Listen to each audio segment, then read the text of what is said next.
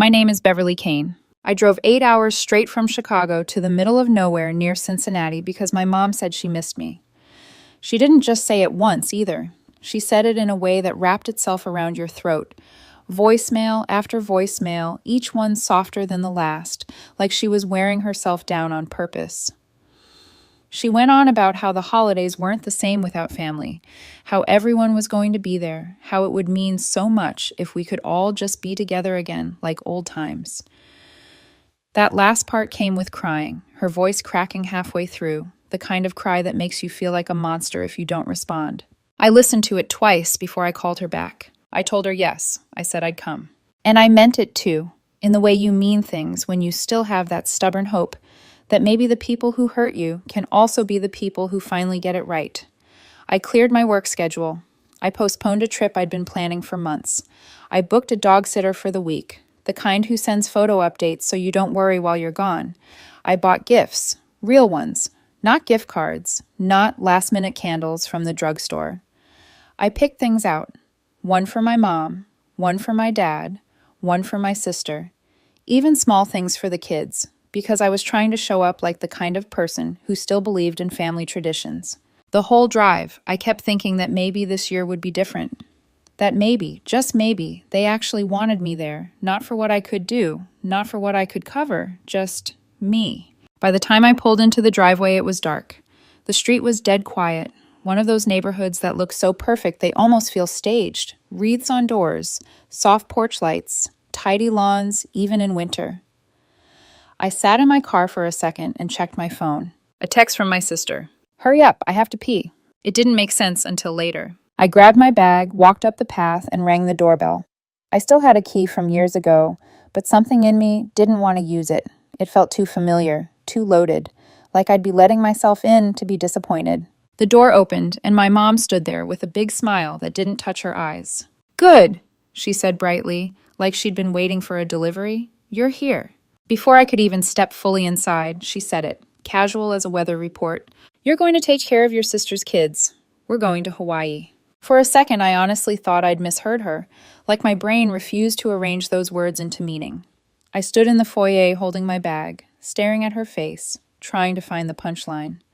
But she just stepped aside as if it had already been decided, like I'd volunteered earlier and forgotten. Behind her, my dad was already moving through the living room with a suitcase, and then Mandy walked by in flip-flops and a tank top. Mid-December. Dressed like the beach was already calling her name. She didn't even look at me, the way you look at family you missed. She looked at me the way you look at a tool you finally found in the garage. Useful.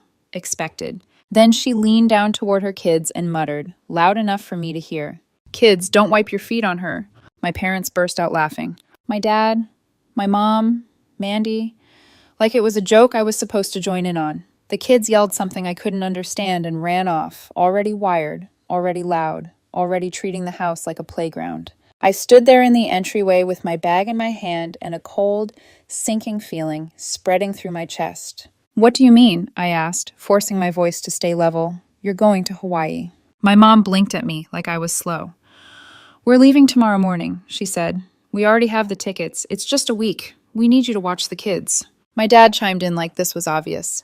"It'll be good for you. Get out of the city. Family time." Mandy waved a hand like she was bored. "They'll be fine," she said. "Just don't let them eat marshmallows after dark. They go wild." I stared at them. "And you didn't think to ask me."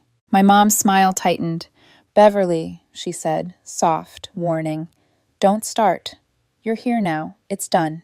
Done. That word again. The family's favorite. The word that means your feelings are inconvenient and the decision has already been made around you. Then my mom added sweetly, like she was doing me a favor, "You're not doing anything anyway, right?" That's when something in me shifted. Not anger yet. Something quieter. Something that felt like the last thread snapping. Because I had been doing something. I'd had plans. I'd rearranged my entire life for this. And they hadn't even cared enough to wonder what I was giving up. So I told them. I didn't plan to say it right then. I didn't rehearse it. It just came out, like my mouth was tired of keeping secrets for people who never protected me. "I got an offer," I said. "I'm moving across the country in 2 weeks. This is a huge step up for me, and this is going to be the last Christmas I'm around for a long time." The room fell silent. My dad looked like he'd swallowed something sharp. My mom's smile broke in half. Mandy rolled her eyes like my life was an inconvenience. And in that silence, I realized the truth. They didn't beg me to come home because they missed me. They begged me because they needed something, and I had just walked 8 hours into their trap. My mom recovered first. She always did. She had this talent for smoothing over uncomfortable moments by pretending they weren't happening. Like denial was a family tradition she'd perfected over decades. "Oh, honey," she said, voice suddenly softer, gentler, the same tone she used when I was a kid and she wanted me to stop crying in public. "That's wonderful. Really, we're proud of you." My dad nodded like he agreed, but his eyes kept flicking toward the suitcases, toward the hallway, toward the clock. Mandy didn't even bother pretending. She made a small sound, half scoff, half sigh, and turned away like my announcement had bored her. Then the begging started, and it was so fast, so rehearsed, that it didn't even feel like it was about me. 2 weeks is still 2 weeks, my mom said quickly. This won't change anything. We just need you for a few days, that's all. My dad stepped in. It's Hawaii, Beverly. It's not like we're moving away forever. We'll be back before you know it. Mandy waved her hand again, already in vacation mode. You can handle a week, she said. You don't even have kids. It's not that deep. I stared at her, and for a second, my mind went blank in the way it does when something is too insulting to process. I wasn't angry yet. Not fully. I felt hollow. Like all the hope I'd packed into that 8-hour drive was leaking out through a hole I hadn't noticed until now. I didn't scream. I didn't throw my bag. I didn't storm out. I just stood there and let it wash over me like cold water. Because the truth was, I'd played this role before. The flexible one. The one who drops everything. The one who gets guilted into showing up and then gets treated like staff. The difference this time was that I could see the script in their hands. I could see the stage lights. I could see where they wanted me to stand. I asked one question, calm and quiet. When did you buy the tickets? My mom's face flickered. Just a tiny twitch, but I saw it. A while ago, she said. How long is a while? I pressed. My dad cleared his throat. Does it matter? It mattered. It mattered because it meant this had been planned long before my mom started leaving crying voicemails. It meant they weren't inviting me back for the holidays. They were scheduling me. But I didn't argue. Not yet. That night, they kept moving around me like I was already part of the furniture. My mom gave Mandy the guest bathroom towels. My dad asked if Mandy's passports were in the kitchen drawer. Mandy shouted at her kids to stop jumping on the couch. No one asked if I was okay. No one asked what I'd given up to be there. No one even offered to make me tea after the drive. When it was time to sleep, my mom pointed toward the basement. You can sleep down there, she said. We turned your old room into something more useful. Something more useful. I walked downstairs with my bag and found the basement exactly the way you'd expect when a house has stopped making space for you. The air smelled faintly like dust and old cardboard. Toys were scattered everywhere like a minefield. Legos, half-broken dolls, a greasy iPad playing obnoxious cartoons at full volume even though it was almost midnight. A thin futon sat in the corner where my childhood bed used to be, the sheet wrinkled like someone had thrown it on 5 minutes ago. I sat on the edge of it and stared at the ceiling, listening to muffled laughter upstairs. They were excited. They were buzzing with vacation energy. They were packing and planning and treating me like a solved problem. I didn't sleep much. The next morning, the house was chaos. My mom yelling about sunscreen even though it was December.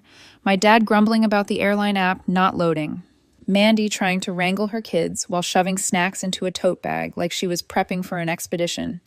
The kids were already sugared up from cereal, running through the hallway at full speed, screaming for their tablets.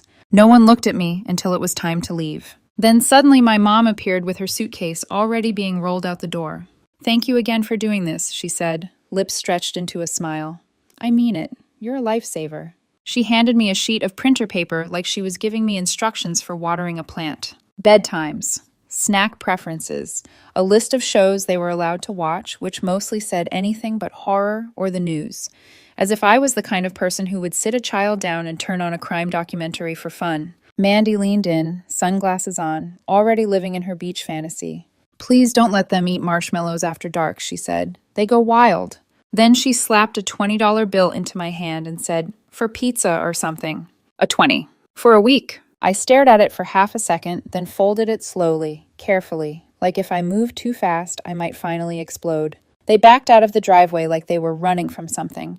My dad honked once as they disappeared down the street, and just like that, the house went quiet except for the sound of 2 children arguing over a remote. I stood in the foyer, holding the paper and the $20, listening to my sister's kids tear through the living room, and it hit me in a way it hadn't fully hit the night before. They didn't just assume I'd do it. They assumed I couldn't say no. The first day was brutal.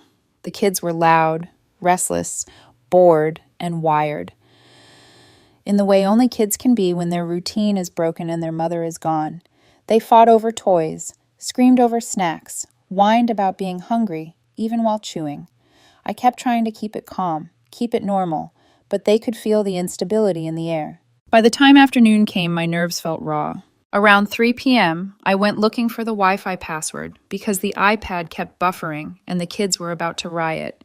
I opened the drawer where my mom kept random papers, expecting sticky notes and old coupons.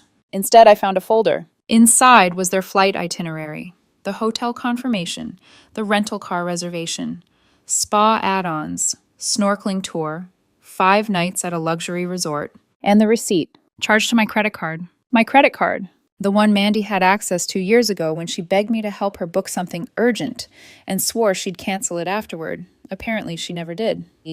My breath left my lungs like someone punched me. I sat down at the kitchen table and stared at the page until the words blurred. I checked again. My name, my card, my points. It wasn't just that they were using me for babysitting. They were using me to fund the trip. And suddenly, the crying voicemail, the rushed, "We miss you," the pressure to come home, the weird text from Mandy telling me to hurry up. It all clicked into place. This wasn't a holiday invitation. It was a setup. I picked up my phone and called the hotel. I didn't yell. I didn't cry. I kept my voice polite, steady, almost calm enough to scare myself. I asked them to confirm the reservation. They did. It was mine. It was in my name. It was charged to my card.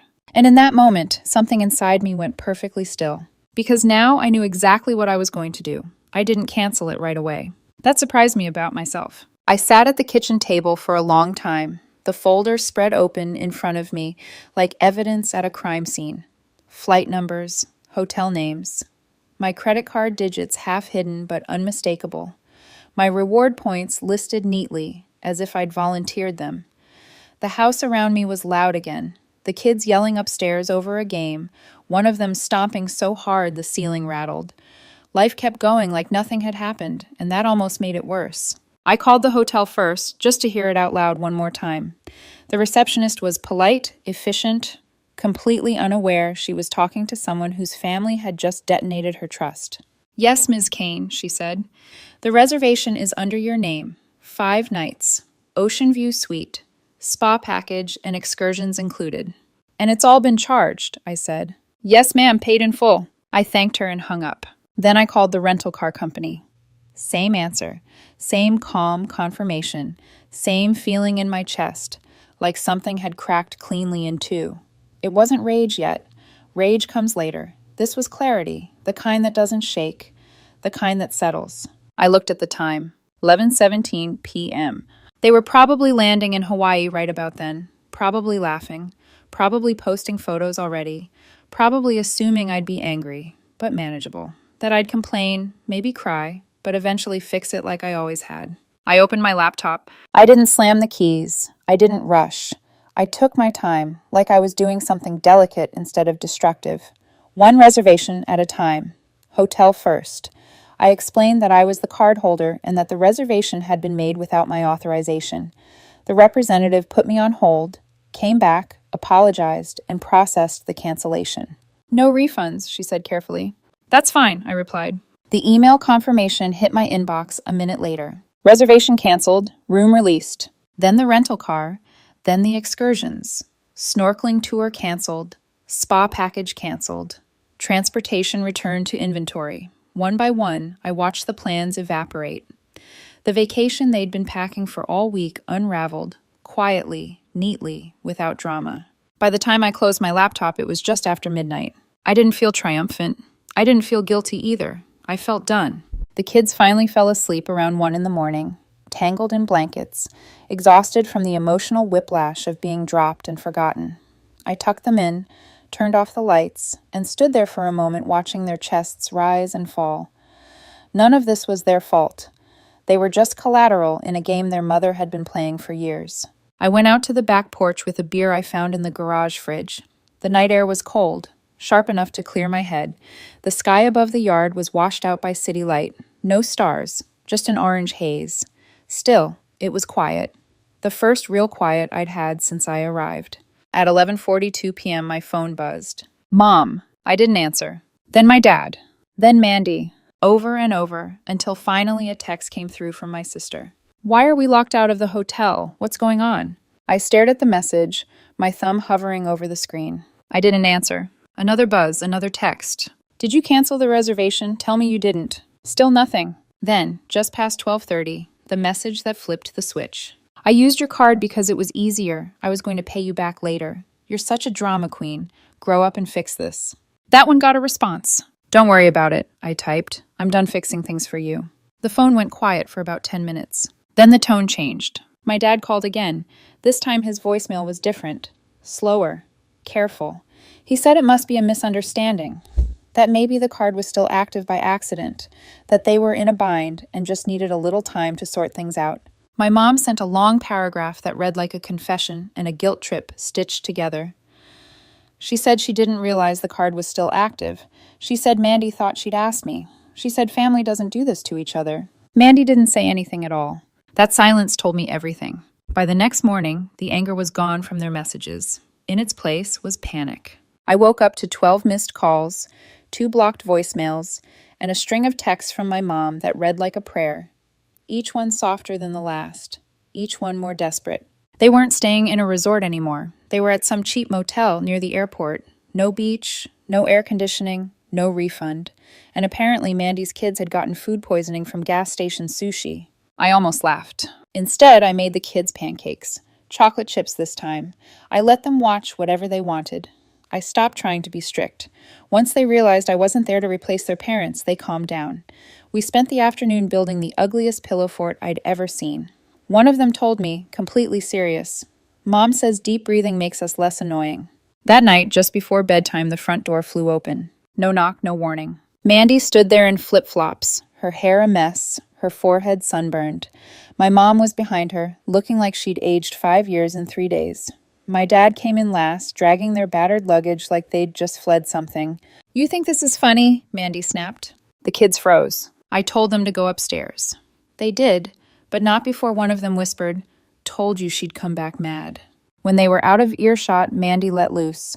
She called me selfish, said I'd ruined her only real vacation in years, that I was spiteful and childish and couldn't handle being asked to do one thing for my family. My mom stood behind her, nodding, like this was all just a misunderstanding I needed to apologize for. I let Mandy talk. 5 full minutes. Then I reached for the envelope on the kitchen table and slid it toward my mother. What's this? She asked, confused. That's the bank statement, I said calmly. And this, I pulled out a second sheet, is the notice from my lawyer. I reported the fraud. The room went very, very quiet. For a moment, no one spoke. My mom stared at the papers, like they might rearrange themselves into something less terrifying if she just waited long enough. My dad took a step forward, then stopped, his mouth opening and closing without sound. Mandy recovered first, as always. Her shock hardened into anger so fast it was almost impressive. You're kidding, she said. You actually did that? I didn't raise my voice. I didn't need to. You used my credit card without permission, I said. Over $4,000, you know what that's called. Mandy laughed, sharp and brittle. Oh my God, you're blowing this way out of proportion. It's family. No judge is going to take this seriously. My mom finally looked up. Beverly, she whispered, like she was trying to calm a wild animal. Honey, let's just slow down. We can fix this. You didn't have to take it this far. That word again. Fix. Before I could answer, Mandy made her mistake. She crossed her arms and said, Go ahead. Report it. Do you really think Mom and Dad are going to leave anything to someone who stabs their own family in the back? My mom gasped, horrified that it had been said out loud. My dad turned away, rubbing his forehead. But Mandy didn't stop. She never did once she felt cornered. You think you're smart, she went on. You think you can scare us with lawyers? You need us. You always have. I smiled. Not because it was funny, because it was clarifying. Thank you, I said, for confirming exactly how you see me. Then I reached into my pocket and pulled out my phone. I should warn you, I added calmly. I don't make threats I can't back up. I tapped the screen and hit play. Mandy's voice filled the kitchen. loud and unmistakable, recorded 2 days earlier in a voicemail she'd left me when she thought bullying would still work. "I used your card because it was easier," her voice snarled. "You always fix things. Just grow up and fix it like you always do." The color drained from her face. "You recorded me?" she said, her voice suddenly small. "I saved it," I replied, "and I already sent it to my lawyer." My mom sank into a chair like her legs had given out. My dad stayed where he was, staring at the wall, like it might explain how everything had gone so wrong. Mandy swore under her breath, then spun toward the door. "This isn't over," she snapped. "You're going to regret this." I didn't answer. She stormed out, slamming the door so hard the windows rattled. The house went quiet in a way I'd never heard before. Not tense, not awkward. Empty. I stayed one more night. Not for them, for the kids. We watched a movie. I made them popcorn. I tucked them in and listened to them argue softly about which stuffed animal got the pillow. When the house finally went dark, I packed my bag. I left before sunrise. I didn't clean the kitchen. I didn't fold the blanket on the basement futon. I didn't write a note. I placed the house key on the counter and walked out the same door they'd walked out of when they left me behind without asking. I drove straight back to Chicago, 8 hours without stopping. My phone buzzed constantly on the passenger seat, but I didn't look. I already knew what was happening. Mandy was rewriting the story. About halfway through Indiana, I pulled over for gas and checked my phone. 62 missed messages, 12 voicemails, 6 calls from unknown numbers, and the family group chat, the one that had been silent for years, was suddenly alive with over 100 messages. Mandy had gone into overdrive. She'd sent a carefully edited version of events to every relative with a phone. According to her, I'd ruined her vacation out of spite. I'd manipulated them into using my card, then turned around and threatened legal action. She ended it with, "Family means nothing to her. She's changed." That last part was true. I scrolled, and then something unexpected happened. The first reply came from my Aunt Melanie, just one sentence. "Didn't you once borrow my car for a weekend and return it 2 months later with a broken window?" Another message popped up from my cousin Josh. "Beverly doesn't need to manipulate anyone. She's the only one in this family with a job that doesn't involve commissions or excuses." Then another. Then another. Stories I'd never heard before. Old debts. Unpaid loans. Times Mandy showed up late or not at all. Christmases she ruined. Birthdays she forgot. Someone called her a walking tax write-off. Someone else said she made guests pay for their own food at her kid's birthday party. My mom tried to step in once. "Let's all calm down," she wrote. No one listened. By the time I pulled into my apartment's parking garage, the group chat was on fire. The alliance Mandy had always relied on was collapsing under its own weight. She'd finally given everyone permission to say what they'd been swallowing for years. That night, my dad called. He didn't say hello. He jumped straight into a tired explanation about how things had gotten out of hand, how Mandy never meant to use the card, how maybe it would be best if we all just sat down and talked like adults. I asked him one question. "Why didn't you stop it when you saw it happening?" He was quiet for a long time. Then he said, "I didn't think it was that serious."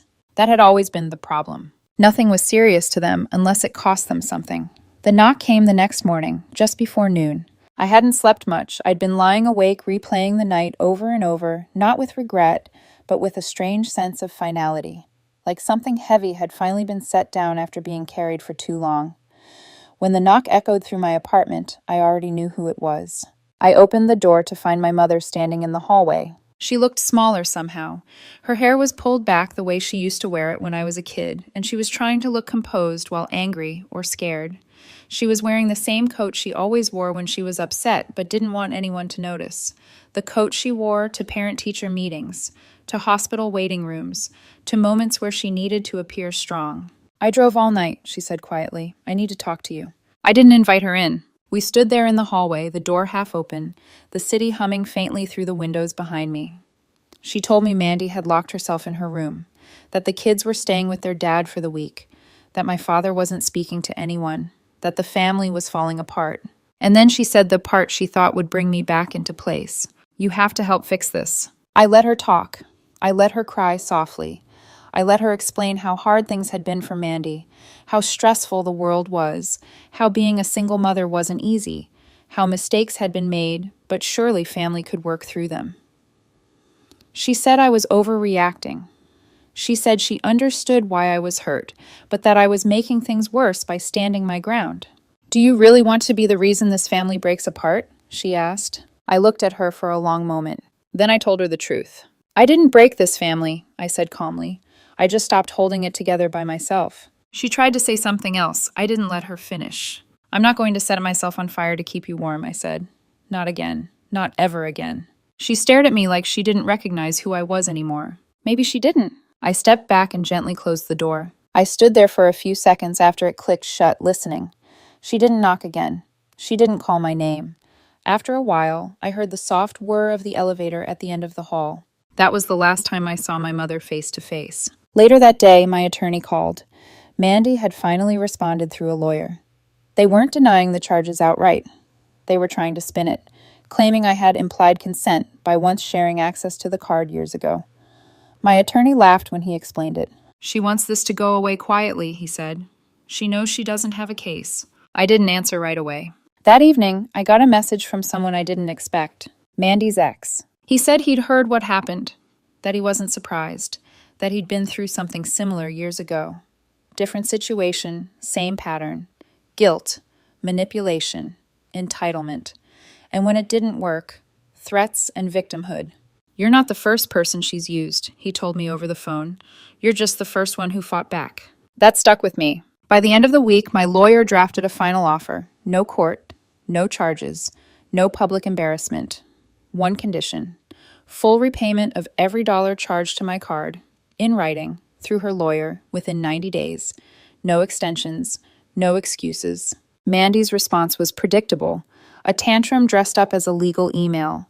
She claimed she didn't have the money, that this would ruin her, that I was punishing her children. That last part made my hands shake. I told my lawyer to proceed. The next few weeks were quiet in the way storms get quiet before they move on. My mother went radio silent. My father sent a generic card in the mail about forgiveness and healing. I threw it away without opening it. Then, one afternoon, the confirmation came through. Full repayment. Every dollar. I stared at the screen for a long time, not because I was surprised, but because it confirmed something I already knew. She wasn't sorry. She was scared. I made one last trip a few weeks later, not to see anyone. Just to empty a storage unit I'd been paying for near my parents' house for years. Boxes of things I'd kept because they felt like proof of belonging. Old clothes, books, a broken game controller I never fixed, a shoebox full of family photos, bent at the corners, smelling faintly of dust. I looked through maybe 5 of them. Then I closed the box and left it behind in the donation pile. I thought I'd feel something. I didn't. On the drive back, my aunt texted to invite me to a small family gathering she was planning.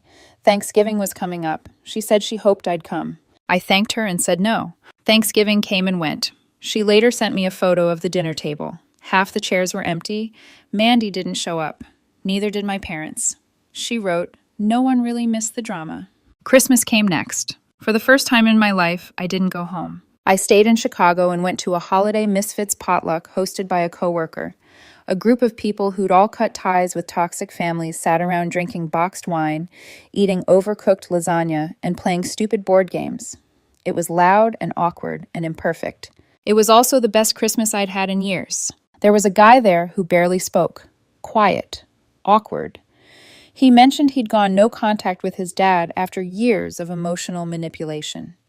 At some point, he asked me how I knew it was time to leave. I told him something I'd read once, years ago, back when I still thought maybe I was the problem. If they didn't treat you like family when they had you, I said, they can't call it betrayal when you leave. That truth settled into me like it had always been waiting there. Months passed. No calls, no guilt-laced messages, no sudden emergencies. The silence stretched, and instead of feeling empty, it felt easy. In February, I cleaned out the last of what tied me to that old version of my life. I donated what I didn't want. I threw away what didn't matter. I stopped carrying pieces of people who never carried me. Then, one afternoon, I got a final text from Mandy. 4 words. "Are you happy now?" I didn't reply, because I wasn't the kind of happy that jumps up and down or posts quotes online. I was the quiet kind. The kind where you wake up and your stomach isn't in knots. The kind where your plans belong to you. The kind where you stop feeling like someone else's backup plan. I don't talk to them anymore. I probably never will. But I don't hate them. I don't wish them pain. I just don't wish them anything. And I think that's what peace really looks like.